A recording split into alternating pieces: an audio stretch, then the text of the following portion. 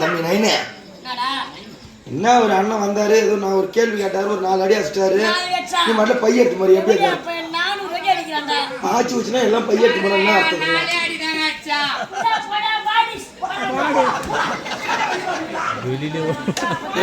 வெளியிலே ஓட மாட்டேங்க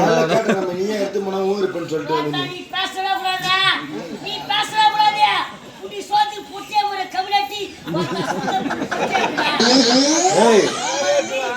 என்ன கேட்டீங்கன்னா நான் செல்லு நோண்டிங்க